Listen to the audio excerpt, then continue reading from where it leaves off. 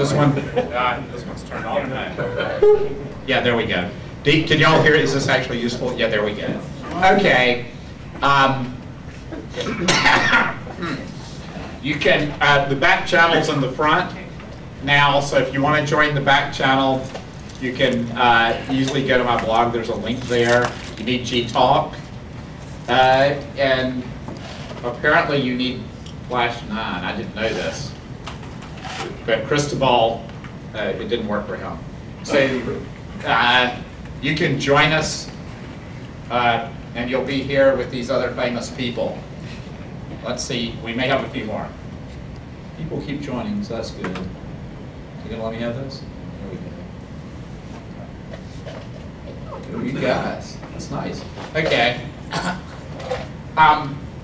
So what I really wanted to talk about is 3 laws and 5 big ideas that make what we do at ibiblio, and incidentally what we do with Linux, and incidentally how TriLUG got started.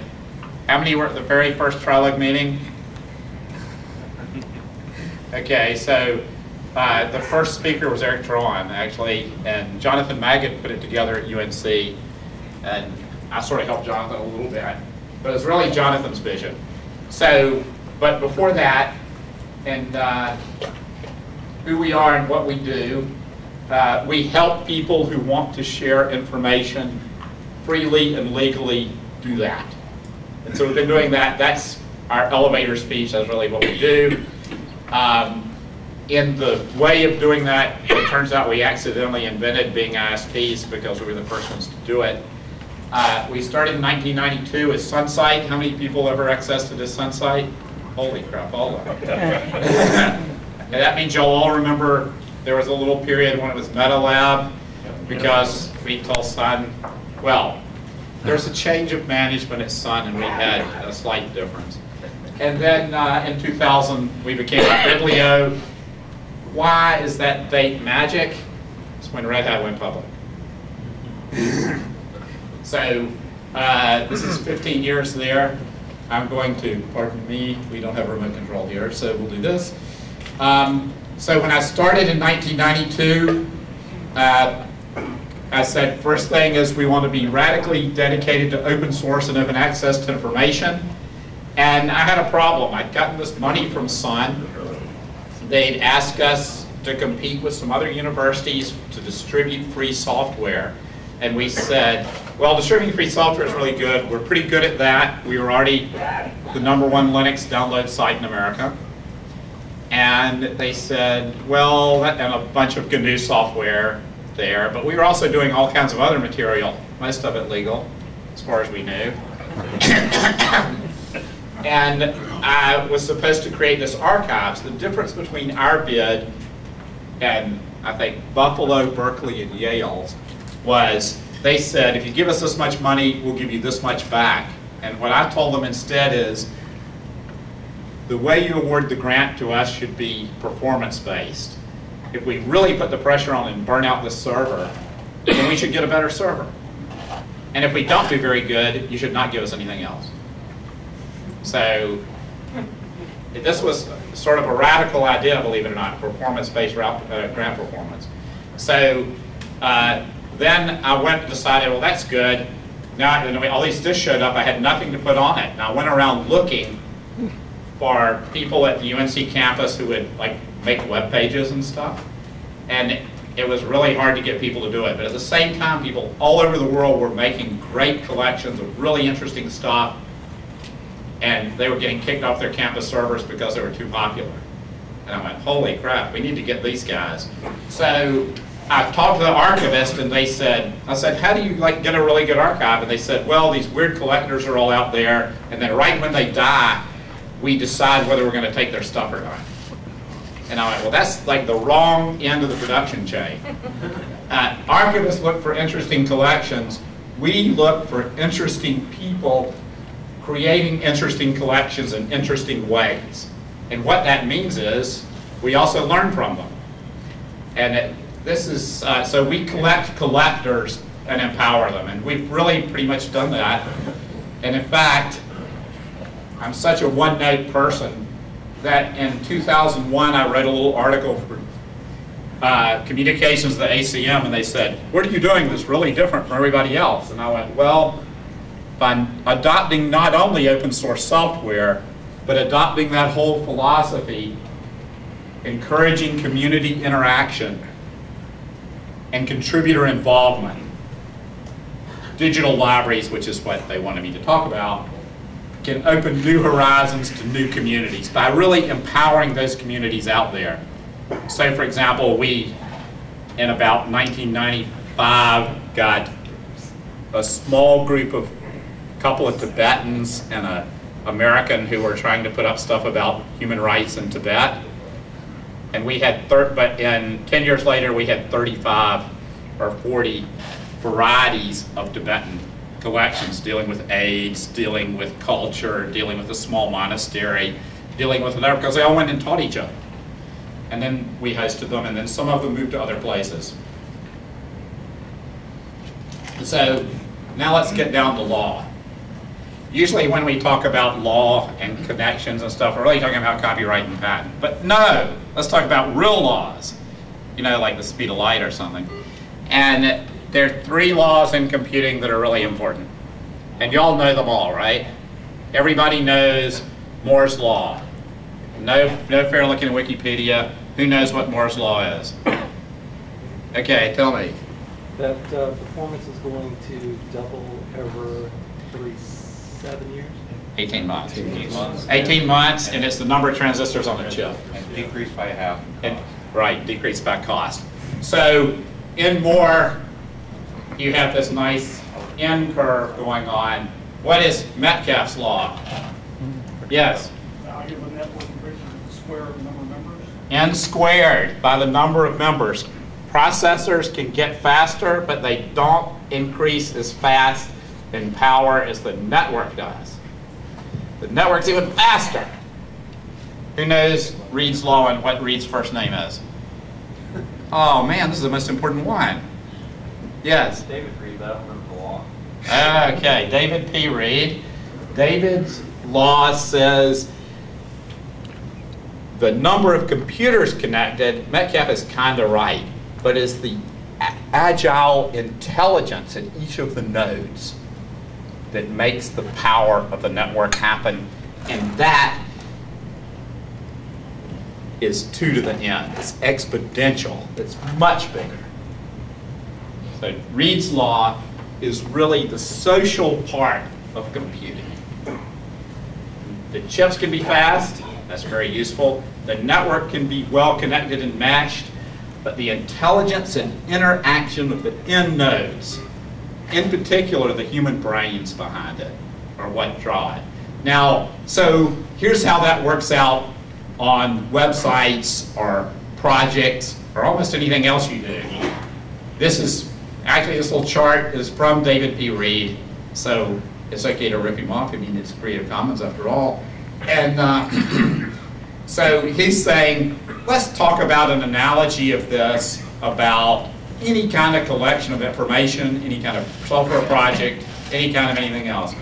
So as long as your content is good, you can keep doubling the amount of people coming to you. It's going to kind of work like that.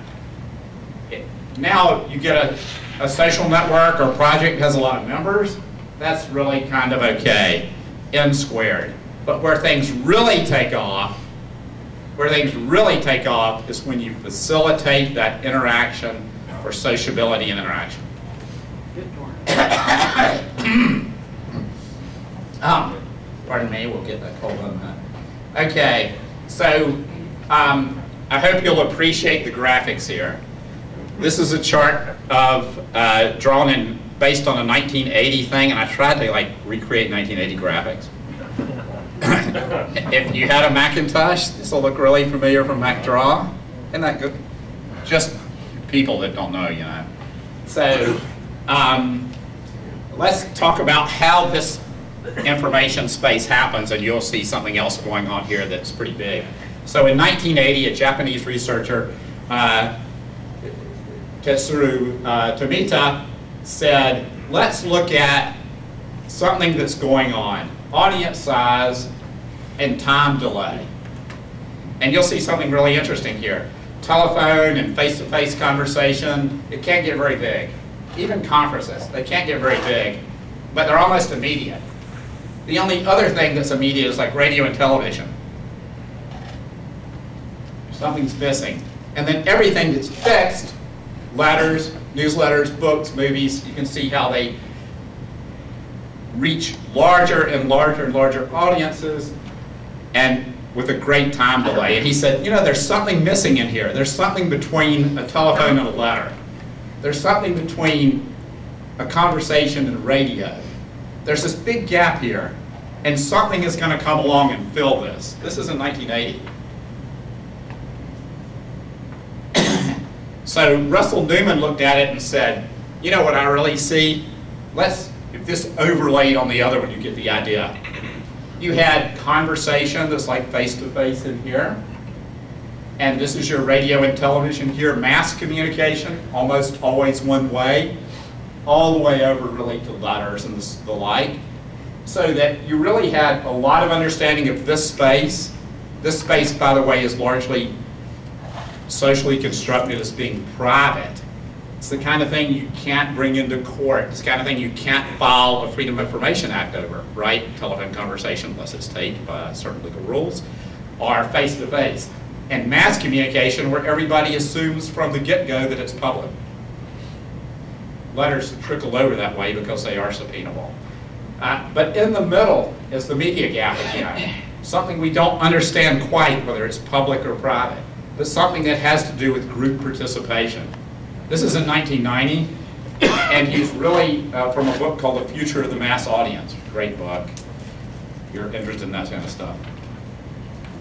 So when we look at what's going on for a lot of what we do, what makes open source work, what makes collaborative production work, it's happening in that new media space that was previously non-existent. Okay, so now you get 5 book reviews. Are you ready? They're not bad books. Okay, so this is, has anybody read Yochai Winkler's Wealth of Networks? Oh, okay, so, Yeah, but I took his class. yeah, it was required. So it's actually a slightly difficult book because Yochai Winkler is A lawyer? a lawyer. Yeah, it's in their language, hostile people. But Yochai is a very interesting lawyer. He grew up on a kibbutz. And when he grew up in a kibbutz, you realize a couple of things. One is that you have to work together for a common good. And 2 is you also have to be competitive against other collaborative groups, even though you have a common good out there. So that makes a lot of sense. So Winkler's book is called The Wealth of Networks, which is a play on Wealth of Nations. That's right, all you Ron Paul people. You should know that because you misread it. So,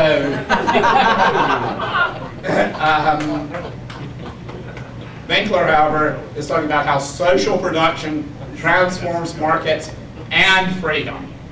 And because, you know, he's interested in this. He's grown up in a kibbutz. He has a sort of feeling of that. He's now a law professor at Harvard. He was at Yale when he wrote this book.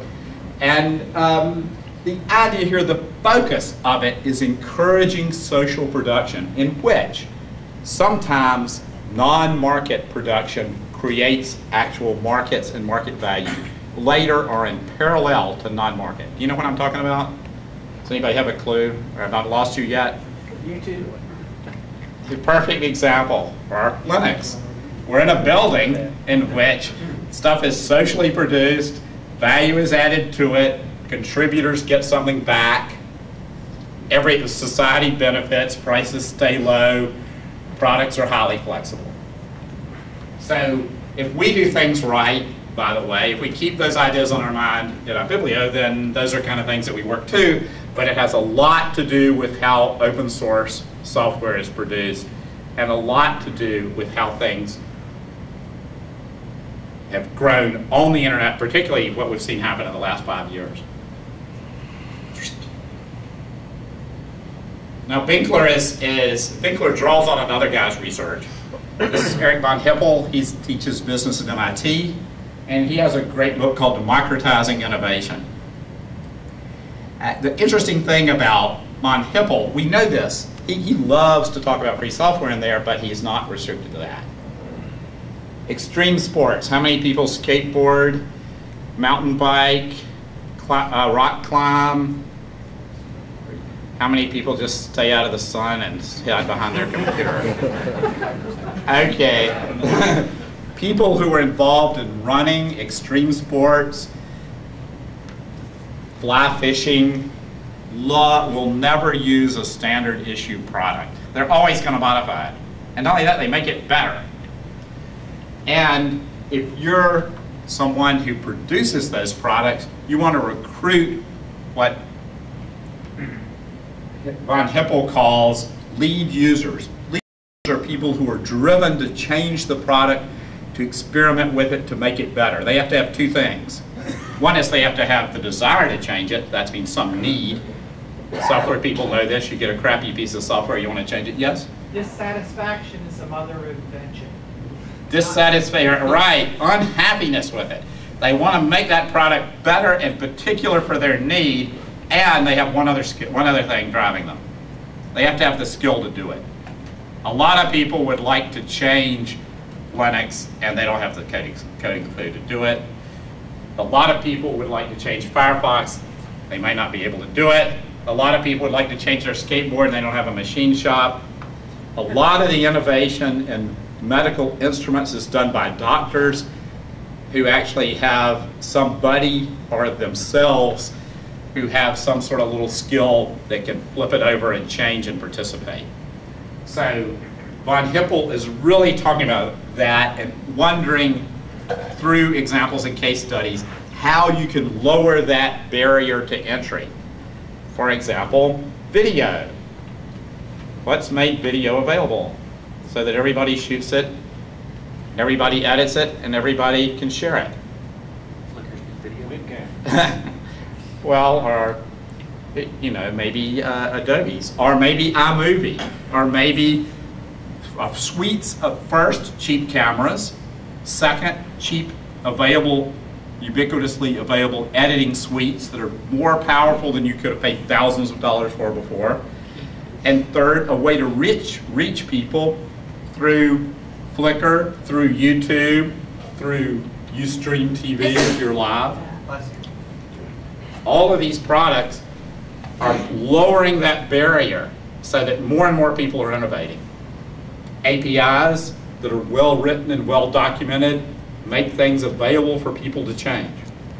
So you don't have to reveal all your secrets if you're a company, but it's a good idea to reveal enough that your lead users can participate. There we go. Okay, so now we are in law. So when we started out doing ibiblio, we knew how to license software because there was GPL, and there were 50 other licenses, the beer license, the send me $1 shareware license. There were licenses that were based on something else that somebody had gotten and like struck out a few lines and put them up. So after a while, only a few monsters survived, from the sort of shareware world, and you ended up with, the FreeBSD version, kind of Berkeley-esque thing, and GPL, and then you ended up with some mutants in between. But people who were trying to give away music, art, text, Project Gutenberg had to invent their own license from God knows where. Michael Hart just sort of cooked it up and then took it to lawyers. Nobody really knew how to make licenses. And so I met Larry Lessig and Jamie Boyle and a few others, Glenn Otis Brown and some people, and we sat around, they said, what really needs to happen to change copyright? And I said, well, it would be, many of us, not just me, but others said, it would be nice if people had a license. All these people want to share, but since the '76 copyright law, the moment of fixation, something is protected. So, and you can't put things in the public domain. There's we called up the Library of Congress and said, we have something we'd like to put in the public domain. And they said, well, be dead 70 years. Then it'll go there. So, how can people know that it's available? And so, the Creative Commons licenses are aimed at doing that. Now, I picked Larry's book, Free Culture, out of all of his books because it's a polemic. God damn it, and if you're going to be radically dedicated, you should have a polemic. You shouldn't even bother about being rational. What the hell? So, and you should have an enemy. He has one. How big media uses technology and law to lock down culture and control creativity. It's actually not big media, they're just a straw man acting in the place of pharma, who really are the big guys where the money is, who are locking your ass down. And they're the big lobbyists behind the entertainment people. It's just like you can't get out and say, Sandoz can't say, well, we need this protection and you have to dock if you can't afford it, so tough shit. Instead, they want to say money's being stolen from Dancing with the Stars. So, Peter Frampton needs more money because he used to be a star. Now he's not, and you're still listening to his music. How dare you? But what Creative Commons does, everybody here is familiar with Creative Commons, right? Yay, you aren't. Yeah. Some people aren't. Who is not? Who will? Okay, so Creative Commons is a way that you can license your work to allow it to be used by others under 4 conditions. Good, I got it right. Okay, so one condition is attribution required or not required. One is not for profit only or for profit allowed. One is derivative works, that means people changing it or not changing it, allowed or not allowed. Fourth is like GPL, anything derivative or reused has to have the same license previously. Okay, so those 4 things. Of those 4 licenses, we put up all those choices in 3 forms: human readable, machine readable, and lawyer readable. Because lawyers are neither machine nor human. They're their own class, sort of like, as fungi, we have plant, animal, and fungi. Okay, so one of those 4 things, nobody chose but one alternative, ever. And so we just took it off. So when you go to Creative Commons, I think there are 3 choices, really. What one thing do you think everybody said, I always want this one option? Attribution, yes! Who said that? Yes! Everybody wants attribution. You don't care whether people change it, you don't care whether the license follows along, and you don't care whether they make a profit or not, as long as you get attributed. People are so odd. So, okay, the other thing is one of the things that the network has really made possible, and you kind of get a little hint of that on those first 2 things about the media gap and stuff. Suddenly you're reaching people that you couldn't reach in ways you couldn't reach them before. So in the ibiblio sense, it means we can make a lot of bets cheaply because we host a lot of sites, and some of them die, or some stagnate, and some grow. And we end up with some hits. But instead of focusing on, I had a sponsor who kept saying, we like this, but why don't you go recruit big hits? And we go, well, you don't know what a big hit is yet. And there's a lot of competition for them. And, maybe if we just get lots of stuff, somebody will figure it out. So this is Chris Anderson's book. How many people have seen or heard a long tail talk? Okay, so I only have to do this to some. Okay, so old school before the net was, here's where you make money, highly popular stuff, sell a lot of it, make a lot of money. Your name is Walmart, at least at that point. Big box bookstores. Oh, wait a minute. This is where you don't make any money. Things that only a few people buy, only a few people want. This is the new REM album. This is Ukrainian folk music. Okay, but there's something you should notice here. So you go to Walmart or Best Buy and you want to buy a record, and you can buy these records. If you go to Amazon, you can buy these records plus these records. So that means your popular taste as well as your weird taste, your unique taste, can be taken care of. What businesses really make money in this area? eBay. eBay, Amazon, Netflix. All of these guys are operating on the bet that we know a lot of people want this, but we can also reach these people.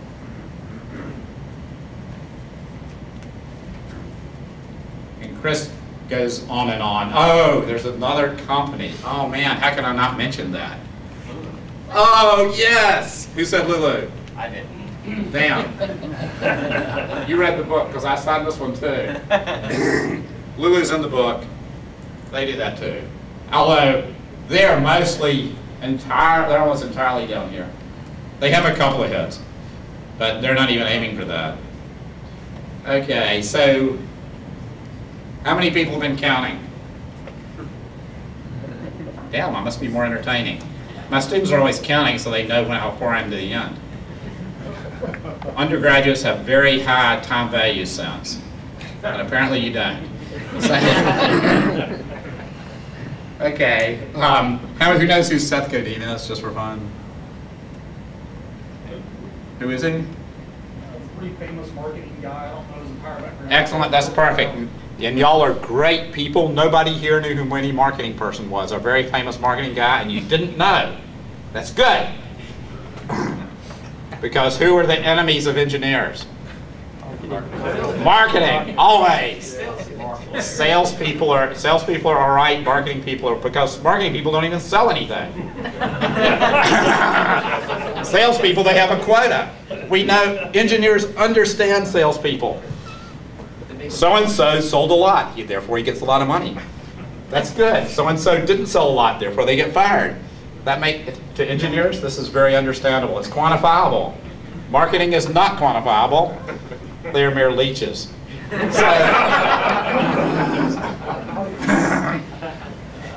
Okay, but I get the great idea from him. So there must be something going on right. But from an engineering point of view, salespeople, we don't like them because they're stupid, they misrepresent our product, but they actually do sell it and they are accountable. But marketing people cannot explain what they do or why or whether it actually has an effect. Unless they're Seth, who spends a lot of time trying to explain this. And he has a pretty active blog. Oh, I forgot. All of these books either have associated with them a blog or available for free download up to this point. Okay, so the first two, Winkler's, you can translate it. There's a wiki if you want to feel like translating Winkler's book in Ukrainian, therefore putting it on the long tail. Lessig's book, downloadable for free. Von Hippel's book, downloadable for free. Chris Anderson, he's the chief editor at Wired. He's not going to give you anything. I mean, no, he is. He's a great guy. And he blogged his book about the book and about it all beforehand, and so you can read a lot of the great ideas that are there. And Seth has a really great one, and he has a podcast called Meatball Sunday, Sundae, which is about giving people actually what they want instead of what you want to give them. And he's a very smart marketing guy. So why am I talking about all this time? Well, because as it turns out, and as you'll see from what we're doing with ibiblio, we deal with about 15 million transactions a day. How big is our staff? How many full-time people might do an entire, manage a data center, deal with all this, full-time staff of ibiblio? Isn't it just Cristobal? No, Cristobal's not full-time. How many do you think? 3 or 4. Two full-time staff, and half of them are here. I don't count because I used to be an engineer. Now I'm a college professor, so I'm not capable of much. But we do have up to 6 or 8 students who help us, and Cristobal is one of those people. So that's all fine. What Seth likes to talk about is how to make choices to make your company small, facile, and do what you want it to do. That a lot of times means pulling out of a larger organization and marketing your services back to that company. In our case, it means trying to figure out ways to use technology and push the innovation out to the edges and receive feedback back from those people to help them make us smarter. Okay, so just for fun, you notice I already did the ibiblio, how many people work there. So when we talked about what's small and what's large and how many people are there, I thought we'd do a little quiz about company value and number of employees and stuff. Is that all right? So and we'll talk about how those companies work in a minute. I'm trying to figure out where my time ends. I need Matt to tell me. When am I stopping here? You have like another half hour or so, Holy if you need it. Okay. You probably shouldn't have told me that. Okay. You can take 10 minutes and then 20 minutes of questions. We'll do something here. Look at the adium. Does anybody still play Easy Flag? Okay, so... You missed the part where Jeremy Portser in Australia mentioned that he was at the first TriLUG meeting. Oh, I'm sorry I missed it. Yeah. Okay, so we're going to switch over and talk about, get back on the subject. I know if you've seen me in class, you know I don't like to do it all that often. Craigslist, in over 100 cities in the U.S., every city that it moves into, classified ads disappear in those newspapers. People approve of this because you don't like getting the news. But how many employees does Craigslist have?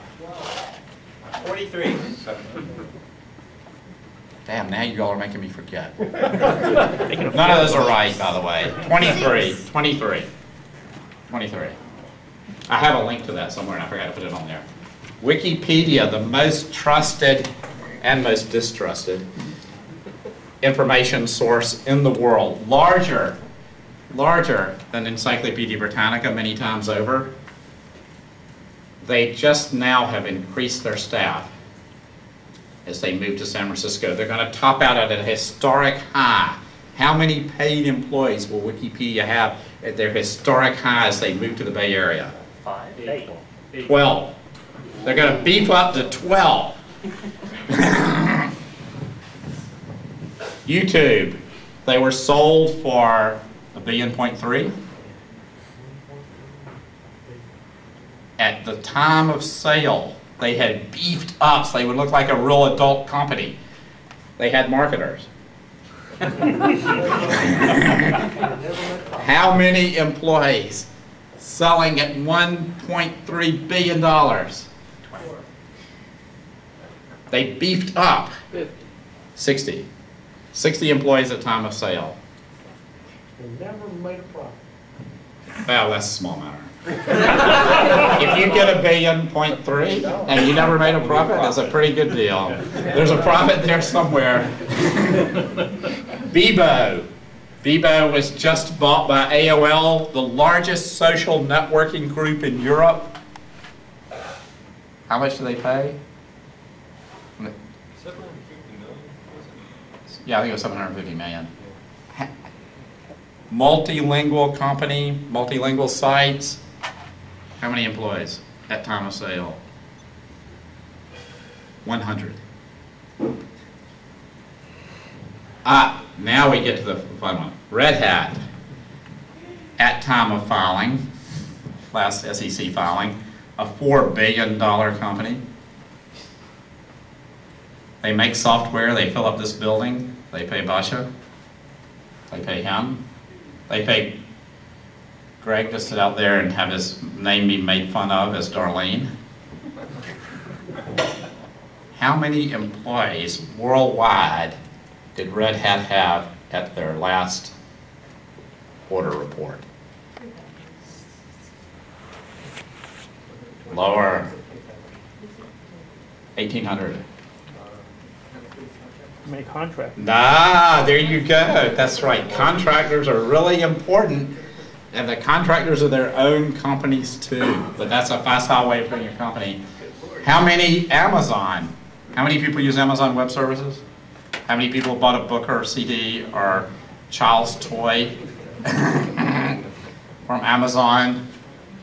Amazon is a $40 billion company, market cap. How many employees? And they ship stuff. They deal with atoms. They're not just software. They're just providing services like these other losers. They're really doing something. How many employees? 53. Oh, somebody has to run the... 300. Oh, now don't forget, Red Hat has almost 2,000 and they're 4 billion. So if Amazon has 40 billion, they have 20,000 employees. Ah, it works. That's how many they have. Okay. Red Hat times 10. You can be Amazon. So just to put this in perspective, Orange County, North Carolina had unprecedented economic growth. Over 10 years, they added how many jobs? Just reported. Huh? 10,000. Who saw that? Did you look it up? He's right. 10,000 jobs over 10. This is a big growth. Amazon has 20,000 employees total. So, big impact. And then I already told you about ibiblio. So, this is a little bit about our growth, just for fun. 2002, we had 800 collections that were not software. I mean, our software collections are kind of outside this, because they kind of come and flow, and they're distros, and some of them really big, and some of them people abandon, and some they come back to. But other collections, 2002, 800, 2008, over 2,500 different collections. 2002, about 3 million FTP and web transactions a day. This year, 16 million. There is sort of like a funny story on this one. So, December a year ago, we suddenly had 26 million transactions on one day.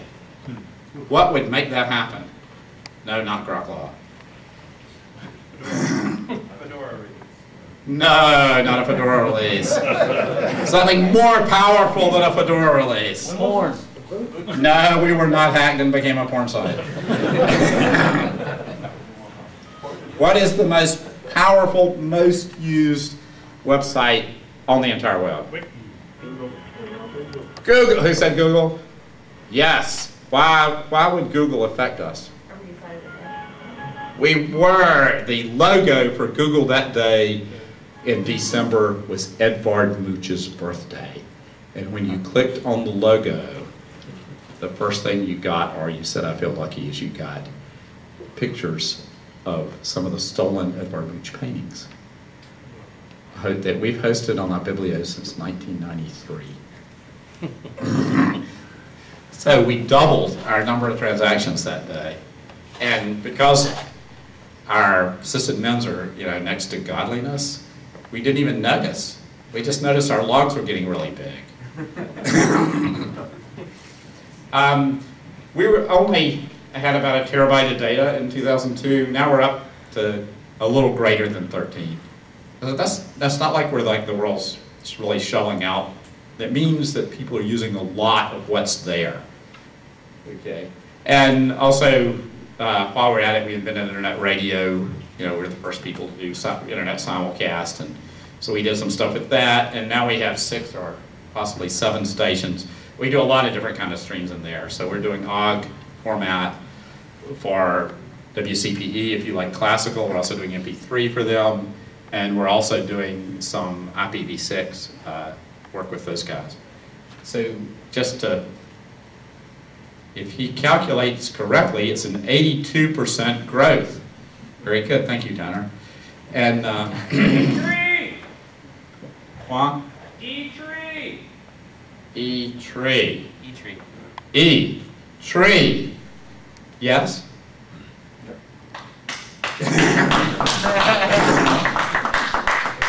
Yes, it's there. Okay. So let's talk about the head of the long tail and talk about a few things that show what's going on. We'll just do this really briefly because I think I've got maybe 10 minutes. Is that right? Yeah, okay. So these are some things that we do. And the interesting things about these is that, God, I almost hate to make this analogy. How many people have read anything by David Brin? How about that? No science fiction readers. Postman? Sundial. Who said that?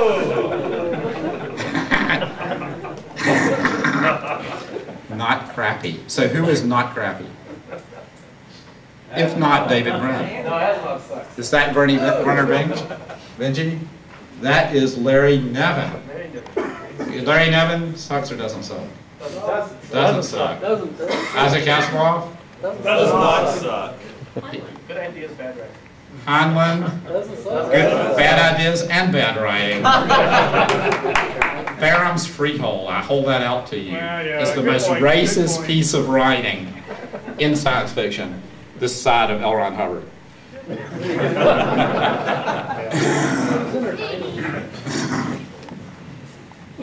So, what I tried to do here is talk about different ways. This slide is less for you guys because you all understand it. That different projects, software and otherwise, organize themselves independently in different ways. They create their own culture. They create their own normalized social behavior, their own rights and wrongs, and their own governance structure. And you really can't force them to do one way or the other, frankly. Some things are the projects of obsessed individuals and almost no one else can participate.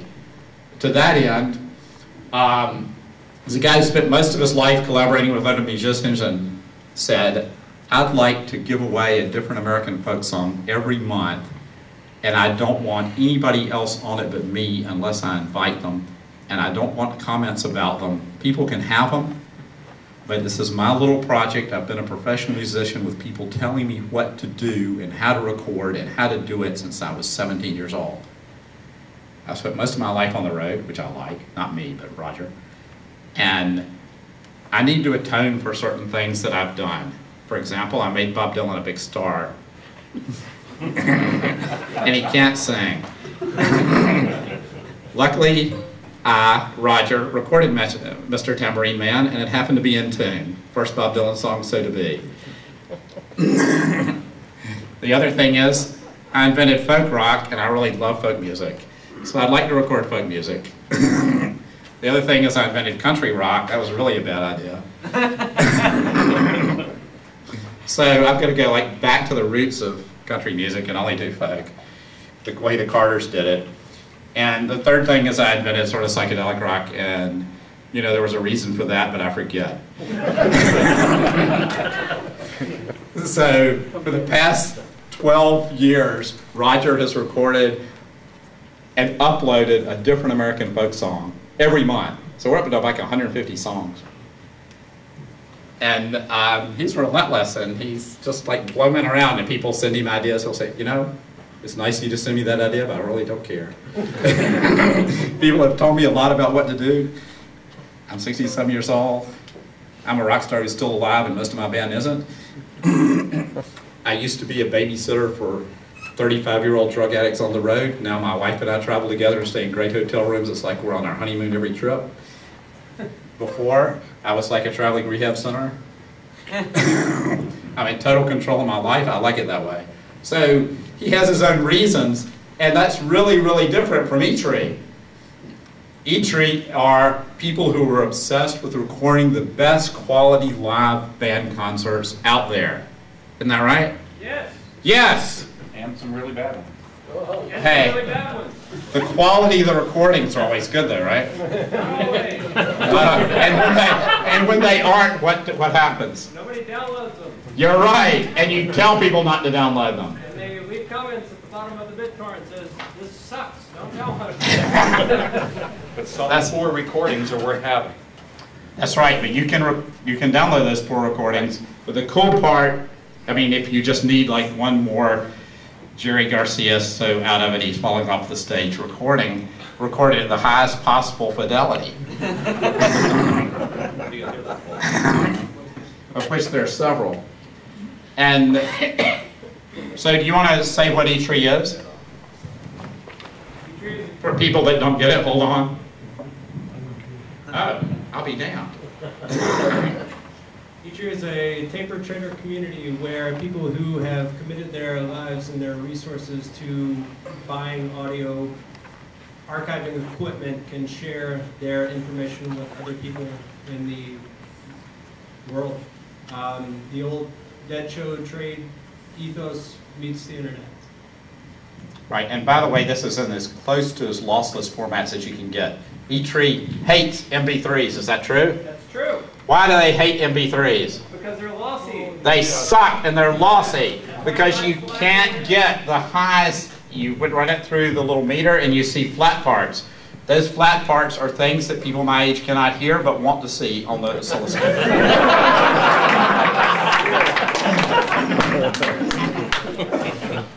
We may remember them. And it's all free and legal.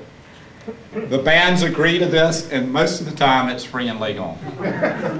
Some bands get kind of schizophrenic about this. Some bands. Some bands reserve certain Marketing dates that you companies. cannot tape because they're putting together a live compilation. Some bands... And their initials are DMB. Actually, Dave Matthews got added back in 2005 for the bottom of the BitTorrent site. I've been seeing that notice now for 4 years. Did you take it down? He's back. Oh, does he has to take it down again? No, it's been at the bottom of the site for about 3 years now. That in 2005 they allowed the shows to come back. Yeah, they did, but they had this paranoia at this moment. And in fact, when the Grateful Dead stopped touring, the drummers, I don't know why this is.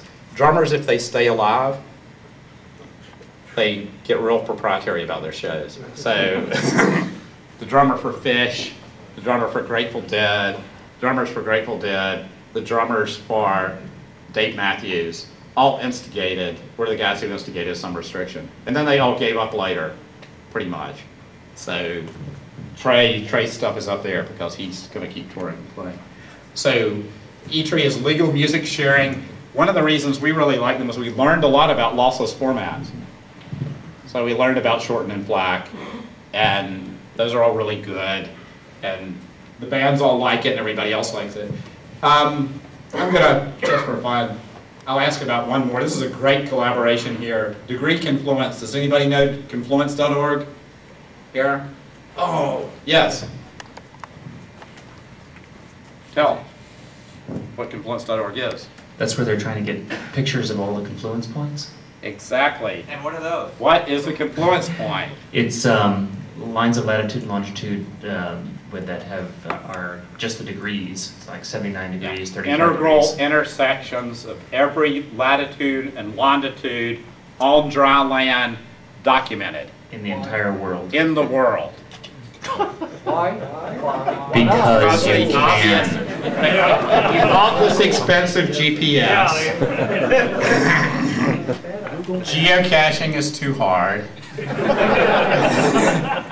You're on vacation. They're also trying to, they have trouble getting ones that are like on military bases. So the ones that are really hard are the ones that are on the military bases that not open to the public necessarily. Chernobyl, that was a hard one One and too. two. So the cool part about this is it's actually a great Earth diary. People go to these and they document it, and you can see where this point is, then people will go back another year, document it again. It's really for people with GPS, a digital camera, and eventual internet access. And it's not limited, by the way, to Americans, even though it started here. Many of the sites in the Himalayas are documented by Israeli commandos on leave because there isn't enough danger in this.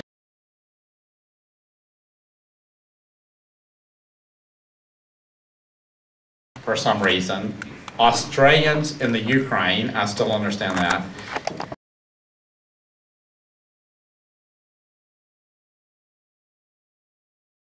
Part is, it's actually used in K-12 education in North Carolina.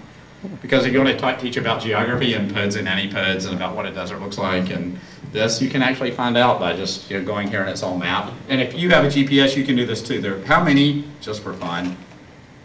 Have GPSs? No, we're going to do that next. How many degree confluences are in North Carolina? See, all you guys who said, why would you do this? You're ignorant. So, how many do you think, just for fun? Huh? 74. 74? It's like 6 to 10 or something. No. Who said 13? I cheated and looked it up. Ah! There, And did you look it up at confluence.org? Excellent. There's one in between Durham and Chapel Hill. There is. There are 13 degree confluences in North Carolina. Mount Moriah. 13. Okay, 13 degree confluences in North Carolina. And actually a retired USGS guy has gotten a lot of them. But you can do it too, and you can write your own entry. And so many of these people have not met each other at all. Some of them don't even speak the same language.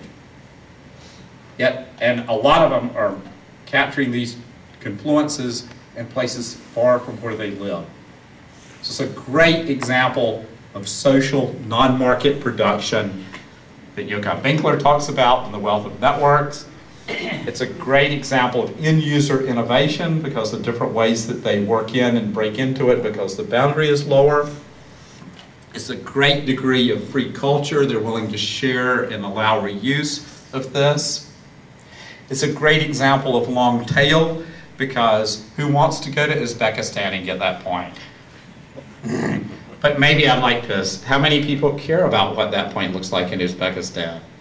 Well, there are a few. That's all. That's a long tail. Okay. And it's small in many ways. There are lots of loosely connected pieces, people contributing to this particular project. It's a lot different from Roger, who's out there personally collecting and curating his own collection.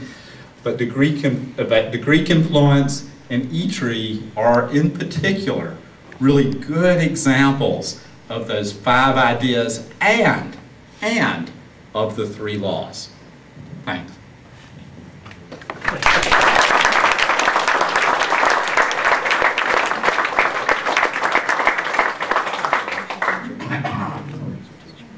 I was just going to say, Now you know everybody's... if you have questions, go ahead and raise your hand and I'll bring you the microphone if you want to ask Paul any questions.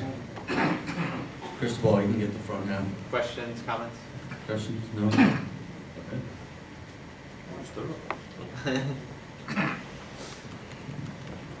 Okay, I was so good and so thorough that no one has any questions. There you go. I like this. How about an observation? Yeah, about? Well, there seems to be a bit of a collision between the second and the third law. There seems to be a collision between the second and third law. That 2 to the n strains the capabilities of all the infrastructure technology, as demonstrated by BitTorrent, for example. What's the strain? BitTorrent is a workaround. So many people are trying to use it all at once that it's generating something like half of all internet traffic I hear. And It's that many people who didn't see The Sopranos? well, What's that? BitTorrent has Okay, so the question is, BitTorrent is used by a lot of people, therefore it kills the internet. How is BitTorrent actually a great example of the third law? You're offloading the load to the individual client PCs. Distributing the load across the network to different nodes. And because most people have an asymmetric internet bandwidth, it's straining the hell out of the technology. That's only because the ISPs are too cheap to upgrade. Yeah, that's because we're not in Korea where they do it right. So you're right, you would think the ISPs would respond as they do in Japan or Korea or other first world countries, Well, they're not as unlike the US. they're not as closely related to the big media companies. those companies. Korea has more multimedia online and more downloads than anywhere in the world, But per the capita. But the ownership of the cable companies is not as closely related there. Your ISP and your media sources are not as closely related in other places as they are in the U.S. Time Warner doesn't have a vested interest. Yeah, that one's not turned on. Yeah, it's just. Yeah, I'll just talk loud. It is absolutely turned on. Oh, well, he needs to, Time Warner doesn't have a real interest in me being able to download content that they have a corporate relationship to the producer of. well, AT&T doesn't have any relationship. They're all in Garrett. Oh, I see. Big media, man. It's a conspiracy. Did I not put up book number 3? Come on, you guys can't count. The first book was Wealth of Networks, very good. The next book was Democratizing Innovation. The third book was, see, you remembered that one. The other ones actually make your jobs. This one just makes it so you can't have a job. So the fourth one was, Long tail. the fifth one was, yep, there we are. How about that? So you guys are pretty good. You got them all. So we didn't put the Laws of Simplicity up, which is also one of my favorite books, but because ibiblio doesn't actually do it. Laws of Simplicity is like like how easy it is to use Facebook. You want to make it all invisible and people just have it. It's just there. So, yes. Hey, I'm just curious. You've been doing this for a while. What is going to replace ibiblio? What will make ibiblio today really old-fashioned? Well, actually, so many things have. But okay, so there are a couple of challenges. There are several challenges that we have out there. 2 or 3 that are pretty easy to see. One is really cheap, effective web hosting services that make it push button, say with cPanel or whatever. That's something we should do a better job at.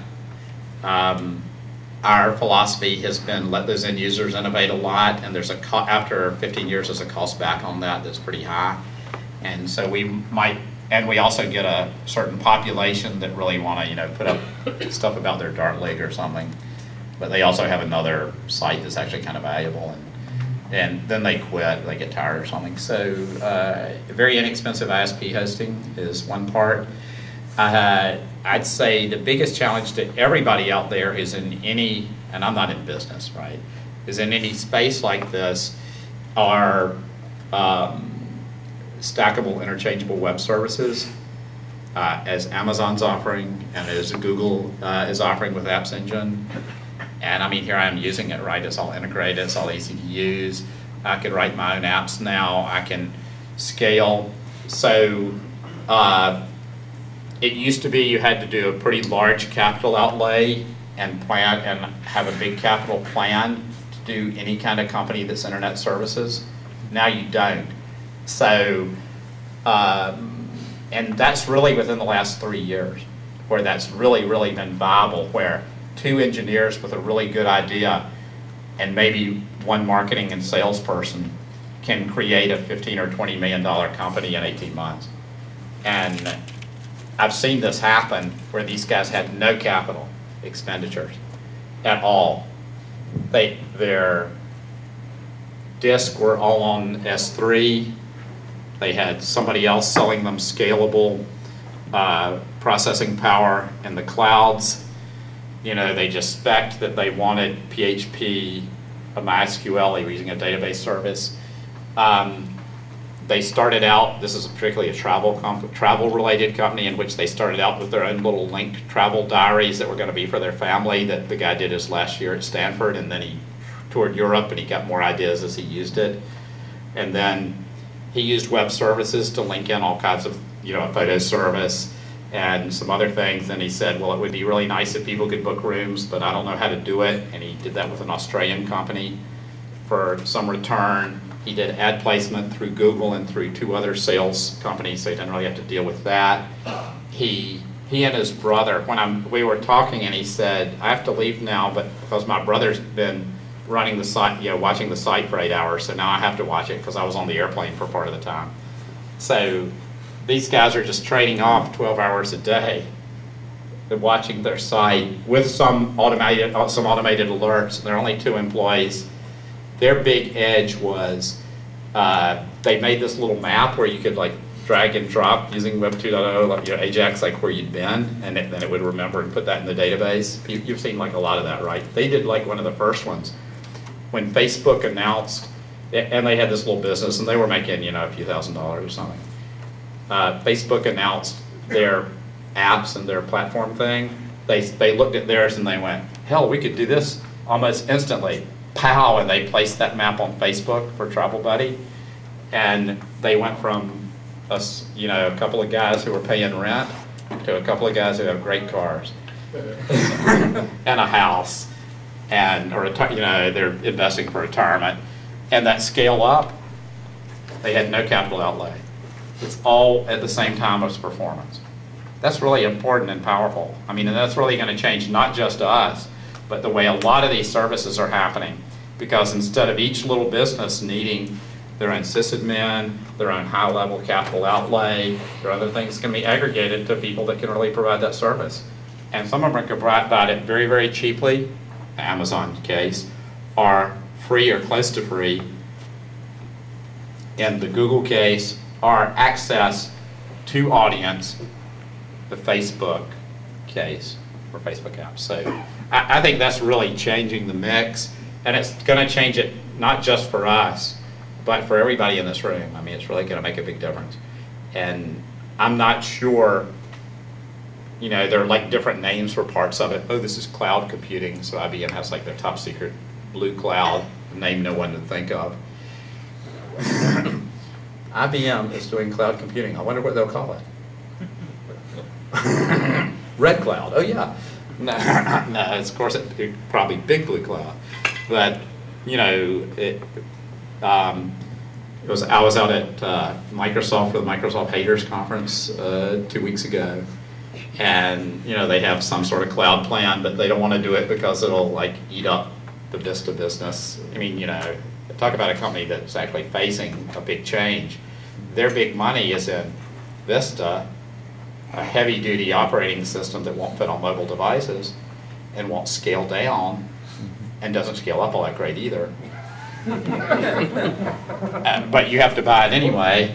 And Microsoft Office, which they sell by the seat, and Google is giving this away, which does 80% of everything you want to do with all of those things, anywhere you want it, collaboratively and free.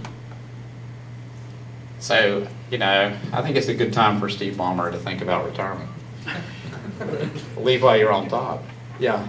I had a question about the progression of things like archives, and you answered this a little bit in your last. Wait a minute, there's something here. Okay, I'll read that in a minute.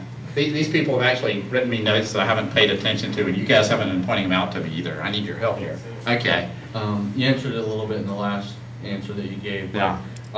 What I do when I look at archives, like this list, for example, is you have people that came from the business of music, like Roger McGuinn, and they're doing their own thing because of the effects of having been in the business of music.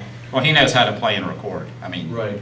And you have things like eTree where people are recording people that are in the business, and then you get to blogs and things like Degree Confluence where people are creating things. What is the creative progression? What's the next creative thing that ibiblio will be involved in, or that you, in your view, could be the next creative step?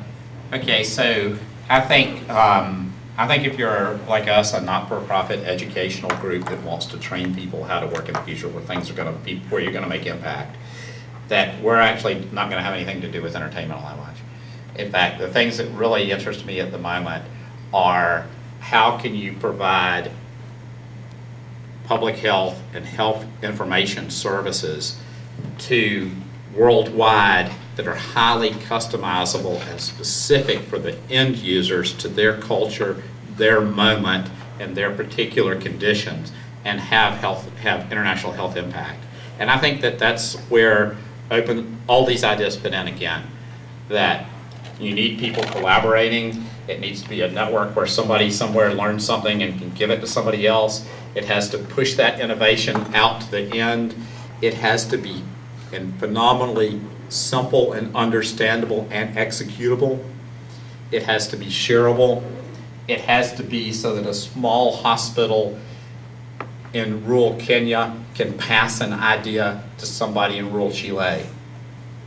It has to be, and I think that there's a lot of impact to be had in those areas, and I also don't think that there's profit to be taken that much directly.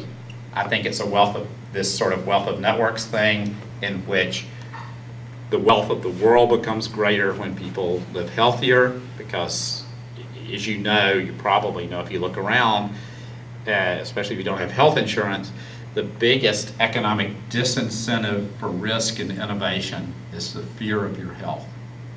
And if you really want to see that, you can see it in the third world, where if one person in the house gets sick, it really makes a tremendous impact on everybody else's ability to live, perform, be happy, or be productive.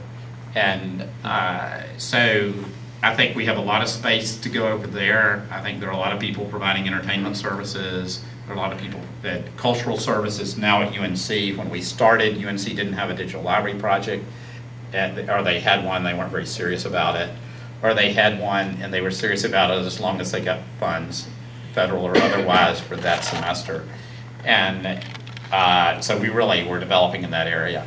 So I think and also I'm not sure how I think some of the cloud stuff that's out there can be exploited in that way too. I don't know how ready it'll be. I don't know how to do it yet. And I think even smart people that I previously had not a positive disposition towards, like Bill Gates, realize this too. You know, it's probably like one of the largest problems out there. And it's a problem that can really be helped out. Most of the money right now is running over to do electronic medical records that are highly personalizable. They're really a service industry to the insurance company. Right. And I think that, okay, so from public health is when you don't get sick, that's when public health is working. When you do get sick, that's when the pharma people are working. So the pharma people are fine. I'd like them to make money and everything, and I'd like to be well when I'm sick, but I'd like to not get sick in the first place. I'd like for people to have potable water. I'd like for people to not be exposed to toxins. I'd like for people to know how to eat well and exercise. I'd like for people to stop smoking, you know, because I pay for them, frankly. If you're from the Ron Paul side, you pay for their bad behavior. So if you don't want to, if you don't even believe like there's a moral obligation, that there's an economic obligation because you will pay. So just for fun, does that come close? Yeah. Something. Okay, so who is this? Justice? That's me here in the back. Okay, and he says the leap from most members to most facilitation comes when people figure out how to use user-generated contact and folksonomy, by which he means what we librarians love, classification in an informal sense. To get members to organize each other's content into bite-sized chunks interesting to their own long tail, so their own small group. So if you put up Bill and Jenny's wedding, then you can find Bill and Jenny's wedding pictures, or you can put in small red birds. I also wanted to point out that this was initially in response to Steve's question about BitTorrent. Right, okay. But trying to bring it back around to CPU cycles. I think the same pattern of having the crowd sort its own content to decide what's relevant to who, can decide what gets spread among the cloud as computing load, so that you have the most relevant pieces as the best facilitator. Right. I think we're really obsessed with sort of entertainment right now because of legal and other reasons. The other reason is that business is being completely upended. So I didn't say this earlier, but I have 2 appointments at UNC. Both of them are in areas that are in complete upheaval, which is why I like it. So one is journalism and mass communication. Notice I had that little mass communication chart. That's right. J-School gang sign. And an area that's in complete chaos. You know, every bit of that business is shrinking, reorganizing, trying to figure out what it is. I like this, you know. One, just because my job's not tied up to it. And the other is information library science, and libraries and archives are also sort of this they're a leading edge of chaos, and which is goodness for innovation, you know, if you're interested in things changing. And that technology is the train that's driving a lot of that. And so trying to understand technology in that context, not just in an engineering context, but in a social, global context that tries to figure out like how this behaviors happen and how engineering will respond to it. Because, you know, actually engineering is constructed by users, not by engineers. Is that right? Yeah. Is there a relationship, if any, to archive board? Oh, okay. Do I know Brewster Kahle? Okay, so before there was Sunsight, there was Waze. Did anybody use wide area information servers? Wide area information servers were housed particularly in two places. One was thinking machines, Brewster Kahle and Danny Hillis, and the other was UNC, us. So yeah, we've had a long ongoing thing with Brewster through several episodes of his in my life. And we're members of Open Content Alliance, which Brewster pushes forward. Don spent a week in San Francisco. He tells me that he went to the conference, Open Library Conference, while he was there, but I saw his Twitters, and he was having a really great time. So Brewster is a visiting scholar in the School of Information Library Science at UNC and did our graduation speech last year. So eTree is some of the information there is shared between Archive and ibiblio. The same thing with some video projects that we have. So yeah, we do a lot of stuff with those guys. So can I answer the question that was actually, so the question was framed as why is ibiblio going to be irrelevant? But to flip that the other way, I think the reason that ibiblio will continue to be relevant in 10 years is that academia will continue to be relevant. And we are part of a very large, very well-respected institution. And that's important for two reasons. One is fat pipes. And the other is the opportunity, the privilege to make mistakes at all 7 layers. Oh yeah. And making those mistakes and making them first before people in business who are just utterly scared of making those mistakes is a benefit to the business. They are happy to let us do things for them and to give us hardware and give us money to make those mistakes before they have to. Yeah, I think that's true. And in fact, if any of you for a company here that would like to make corporate gifts to help magnify and change and educate not only your future employees, but help start the next companies. We were the first Red Hat distributor.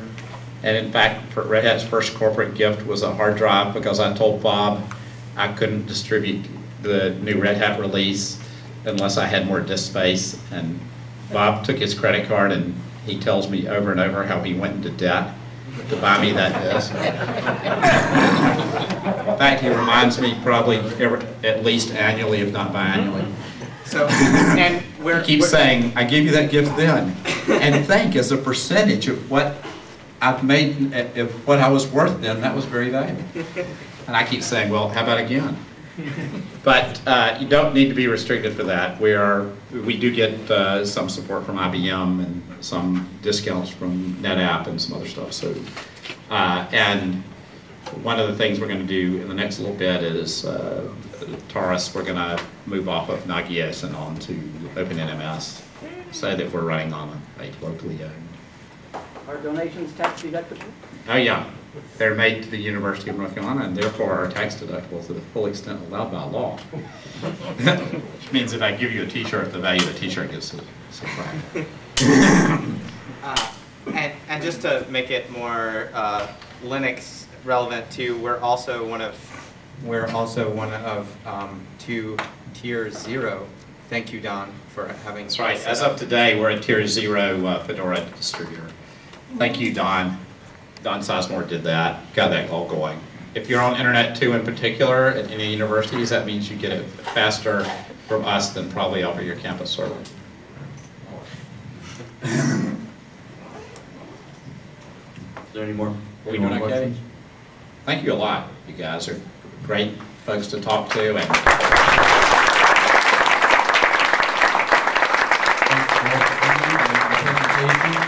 And we will see everyone May 8th.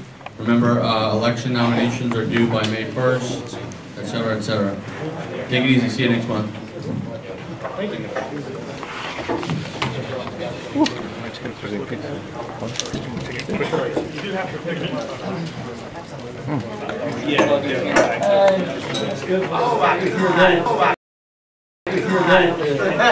Yeah.